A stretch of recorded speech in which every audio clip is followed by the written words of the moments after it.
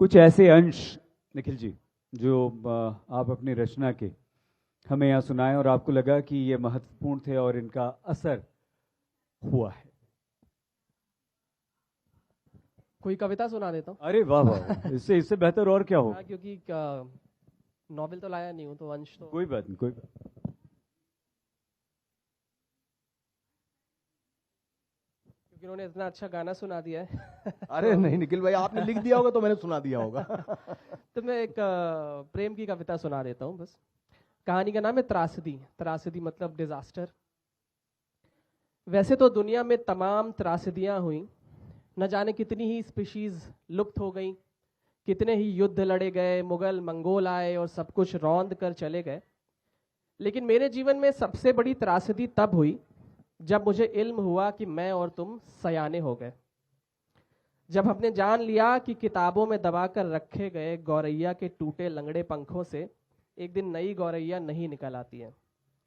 जब हमने जान लिया कि आंखों से टूटी पलक की काली कतरन हथेली पर रखकर छाती पर फूंक देने से हम तुम हमेशा से एक दूसरे के नहीं हो जाएंगे। जब हमने जान लिया कि भूख इंसान से पहले उसके भीतर प्यार का एक एक कतरा मार देती है। इससे बड़ी त्रासदी क्या होगी कि एक दिन तुम सयानी हो गई और तुम्हारी देखा देखी मैं भी हो गया सयाना, और हमें जादू वादू सब लगने लगा बेमानी। और हम सपने देखने से पहले हर बार कहने लगे कि ऐसा सचमुच में कहाँ होता है यार। एक वक्त था जब तुम रोजाना शिमला भागकर वहाँ किसी खाई में बस जाने का मास्टर प्लान बनाती थी और मैं उसके लिए जोड़ता था 50 के सीले हुए नोट। जब मैं रात रात जागकर लिखता था तुम्हारे लिए कविताएं और एक छोटा सा कमरा हमें 4 बेडरूम किचन के आलिशान घरों से कई गुना बड़ा लगता था। जब सी व्यू अपार्टमेंट ना तुम्हें चाहिए था और मुझे, क्योंकि तुम्हारे घर में थी तुम्हारी आंखों की समूची नीली डल झील और तुम्हारे पास था मेरी बाहों भर नीला आकाश। इतिहास की किताबों में जब इतिहासकार दर्ज कर रहे होंगे त्रासदियाँ, क्या कोई दर्ज करेगा हमारे सयाने हो जाने की त्रासदी?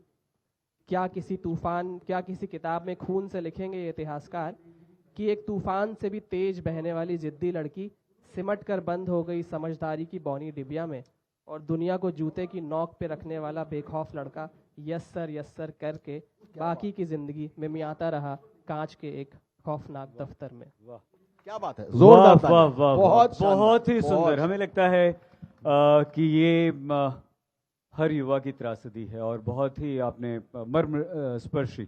बहुत धन्यवाद।